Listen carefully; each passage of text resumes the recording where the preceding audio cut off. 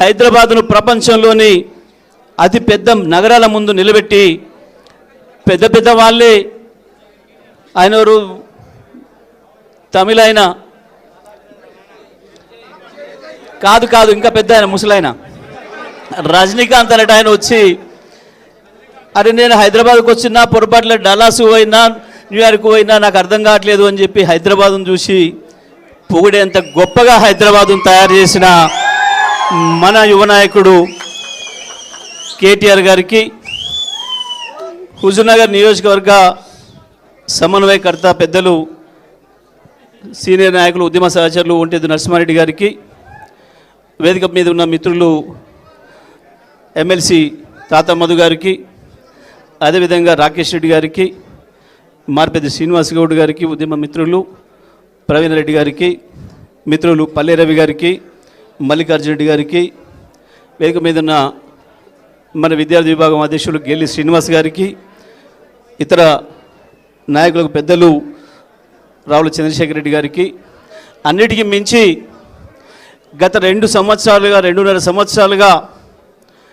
హుజూర్నగర్ నియోజకవర్గంలో పులులే కాదు సింహాల్లాగా కొట్లాడుతూ ఉత్తమ్ కుమార్ దుర్మార్గాలను ఎదుర్కొంటూ నిలబడ్డ ప్రతి కార్యకర్తకి, ప్రతి నాయకుడికి మీ అందరికీ నమస్కారం తెలియజేస్తూ, ఈరోజు గతంలోనే కేసీఆర్ గారు తెలంగాణ రాజకీయంగా స్థిరీకరణ కావాలి, మొదలు తెలంగాణను బంగారు తెలంగాణ చేసుకోవాలంటే రాజకీయ స్థిరత్వం కావాలి అని చెప్పి ఆనాడున్న అన్ని పార్టీలో ఉన్న మిత్రులు పిలిచి ఐక్యం చేసిన సందర్భంలో తెలంగాణ అంటే పడని వాళ్ళు, ప్రత్యేకించి తెలంగాణను మొదటి నుంచి వ్యతిరేకిస్తున్న చంద్రబాబు అనుచరులైన మనసు నిండా విషం నింపుకున్న మీడియాలో కొంతమంది అనేక రకాల దుష్ప్రచారాలు చేసి తెలంగాణ ఐక్యతను దెబ్బతీయడానికి కుట్రలు చేసి, కాళేశ్వరం పైన కుట్రలు చేసి, కేసీఆర్కు వెన్నుదన్నుగా ఉన్న మహిళల్ని, ప్రత్యేకించి రైతాంగాన్ని కేసీఆర్ దూరం చేయడానికి రకరకాల పద్ధతుల్లో ప్రచారం చేసి 1.5% ఓట్లతోని ఇవాళ దుర్మార్గమైన కాంగ్రెస్కి అధికారం ఇస్తే ఏం జరుగుతుందో ఇవాళ తెలంగాణ రైతాంగం, తెలంగాణ మహిళలందరూ కూడా చూస్తున్నారు. నేను నిన్న పోయినా సూర్యాపేటలో కళ్యాణ లక్ష్మి షాదీ ముబారక్ ఇవ్వాలంటే దాదాపు 700 మందికి నిన్న ఒకటేసారి ఇచ్చినాం. వచ్చిన ప్రతి మహిళ అడుగుతున్నారు మా తులం బంగారం ఏది అని. మా తులం బంగారం ఏది, మొదలు మాకు తులం బంగారం ఇవ్వండి, కేసీఆర్ ఇచ్చిన 1,00,000 తప్ప మీరు ఇచ్చింది ఏంది అని కాంగ్రెస్ నాయకుల్ని ముఖం పట్టుకొని అడుగుతూ ఉన్నారు. రైతాంగం ఇవాళ మా కేసీఆర్ ఇచ్చిండు 73,000 కోట్లు కేసీఆర్ ఇచ్చిపోయిండు, మీ ముఖాలకు మీరు వచ్చి 2.5 ఏళ్ళైంది, ఇప్పటికీ 7,500 కోట్లే చక్కగా ఇయ్యలేదు, మా పరిస్థితి ఏంది అని ఒకవైపు రైతాంగం అడుగుతున్నారు. కాంగ్రెస్ దుర్మార్గం వల్ల, కాంగ్రెస్ నిర్లక్ష్యం వల్ల కేసీఆర్ గారు చట్టమే చేసి ఏకంగా ఆర్టీసీని ప్రభుత్వంలో కలుపుదామని చెప్తే కూడా మాకంటే ఎక్కువ మాట్లాడి మేము కూడా ఆర్టీసీ కుటుంబ సభ్యులమని చెప్పి మాట్లాడి ఇవాళ ఆర్టీసీ కుటుంబ సభ్యున్నే బలి ఉన్న దుర్మార్గపు కాంగ్రెస్ ప్రభుత్వాన్ని నిలదీయాలని చెప్పి ఒక దిక్కు ఎదురు చూస్తూ ఉన్నారు. ప్రత్యేకించి యువత అందరికంటే ఎక్కువ ఇంటింటికి పోయి కాళ్ళు పట్టుకొని కూడా కాంగ్రెస్ కోటేయండి మాకు నౌకరు వస్తుందని చెప్పి మోసపోయిన యువత ఇవాళ అంతకు మించిన ఆవేశంతో కాంగ్రెస్ పైన తిరుగుబాటుకు సిద్ధమైంది. ఇవాళ అన్ని విషయాలు కూడా పెద్దలు కేటీఆర్ గారు మన ముందు ఉంచుతారు. మొత్తం తెలంగాణ రాష్ట్రంలో ప్రజలందరూ ఏదైతే ఎదురు చూస్తున్నారో కేసీఆర్ గారినే మళ్ళీ తెచ్చుకోవాలి, కేసీఆర్ గారిని ముఖ్యమంత్రి చేసుకుంటూనే నిజంగా తెలంగాణ మళ్ళీ పునర్నిర్మాణ దశలో అడుగులు పడతాయి. బంగారు తెలంగాణగా చేసిన కేసీఆర్ను పక్కన పెట్టుకోవడం మన తెలివి తక్కువ తనమైంది, మనం మెడలో ఉన్న బంగారం పోగొట్టుకున్న పరిస్థితి వచ్చింది అని చెప్పి ఏదైతే బాధపడుతున్నారో ఆ వైపు బీఆర్ఎస్ పార్టీని నడుపుతూ 2.5 సంవత్సరాలుగా అద్భుతంగా తన పోరాట పటిమతోని తెలంగాణ యువతకు, తెలంగాణ పార్టీ క్యాడర్కు ఉత్సాహాన్ని నింపుతూ ముందుకు నడిపిస్తున్న పెద్దలు కేటీఆర్ గారిని ఈ సందర్భంగా ప్రసంగించాల్సిందిగా విజ్ఞప్తి చేస్తా ఉన్నాం. జై తెలంగాణ, జై తెలంగాణ. అన్ని పిడికిలు లేవాలా. జై తెలంగాణ, జై కేసీఆర్. ధన్యవాదాలు. గౌరవనీయులు పెద్దలు గౌరవనీయులు నల్లగొండ జిల్లాని తన సమర్థ నాయకత్వంలో పెద్దలు కేసీఆర్ గారి మార్గదర్శకత్వంలో 10 ఏళ్ల పాటు బ్రహ్మాండంగా ముందుకు నడిపిన అన్న మాజీ మంత్రివర్యులు సూర్యాపేట శాసనసభ్యులు శ్రీ గుంతకండ్ల జగదీశ్వరరెడ్డి గారికి, గౌరవనీయులు జిల్లా పార్టీ అధ్యక్షులు రాజ్యసభ మాజీ సభ్యులు మరి ఎల్లవేళలా పార్టీ అంటే ప్రాణమిచ్చే మా అన్న శ్రీ లింగయ్య యాదవ్ గారికి, బడుగు లింగయ్య యాదవ్ గారికి, గౌరవనీయులు రాజ్యసభ మాజీ సభ్యులు పార్టీ కేంద్ర కార్యాలయ బాధ్యులు గౌరవనీయులు శ్రీ రావుల చంద్రశేఖర్ రెడ్డి గారికి, పార్టీ జనరల్ సెక్రటరీ గారికి, గౌరవ శాసన మండలి సభ్యులు సోదరులు శ్రీ తాత మధుసూదన్ గారికి, గౌరవనీయులు హుజూర్ నగర్ నియోజకవర్గంలో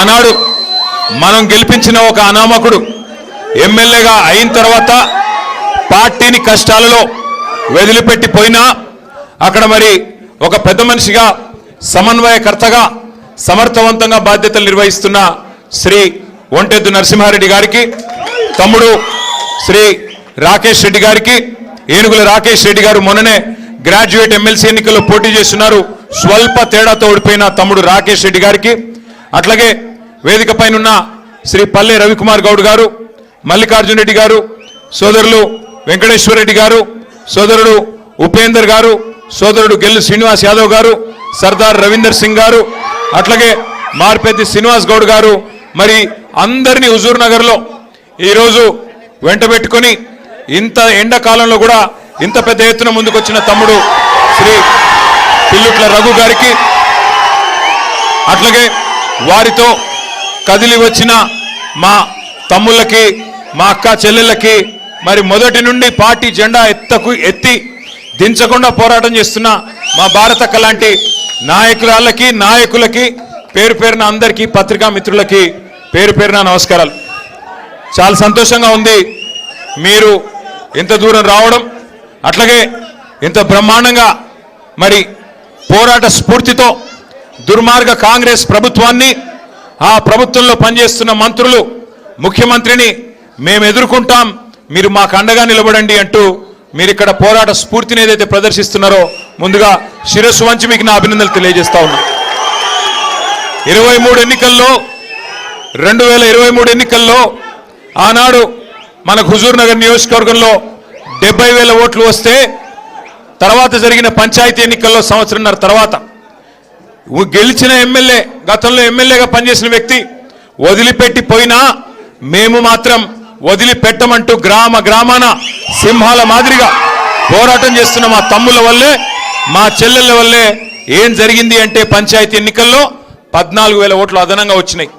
70,000కు 84,000 అంటే మన బలం మరింత పెరిగింది తప్ప తగ్గలేదు.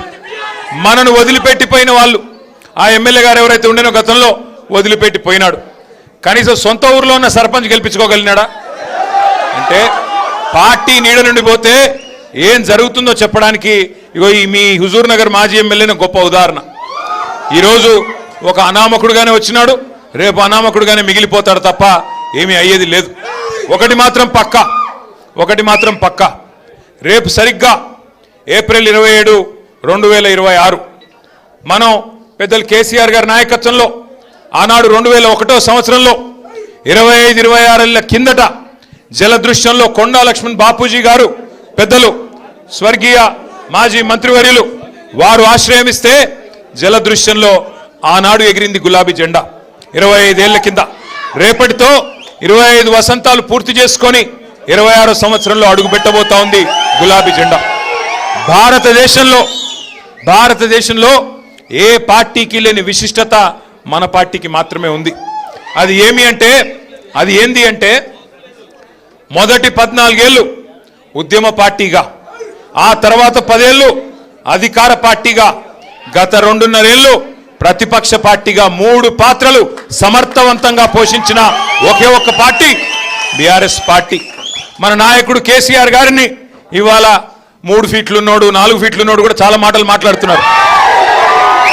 నోటికి ఎంత వస్తే అంత ఎందుకంటే వాళ్ళు పాపం ఐడెంటిటీ క్రైసిస్లో ఉన్నారు.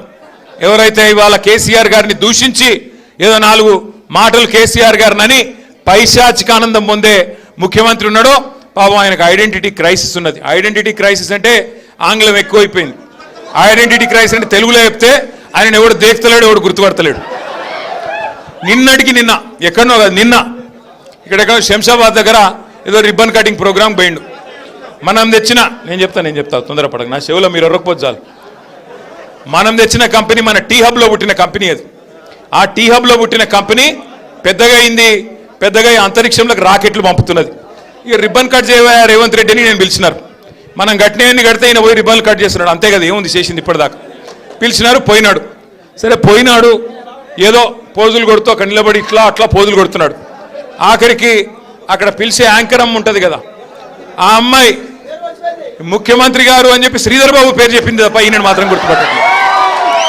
ఇది మొదటిసారి కాదు, చివరిసారి, అంతకంటే కాదు. 2.5 ఏళ్ళు అయిపోయింది. యాంకర్లు గుర్తుపెట్టుకోవట్లేదు, యాక్టర్లు గుర్తుపెట్టుకోవట్లేదు, ఎవడు గుర్తుపెట్టుకోవట్లేదు ఆయన పేరు. ప్రజలైతే ఆయన పేరు తీస్తేనే బూతులో వర్షం కురిపిస్తున్నారు. నేను చెప్పట్లా ఇది, మీరు కావాలంటే ఆ యూట్యూబ్లో సోషల్ మీడియాలో చూడొచ్చు. ఎవరన్నా పోయి ఆయన ఎవరు ఉండే ఆయన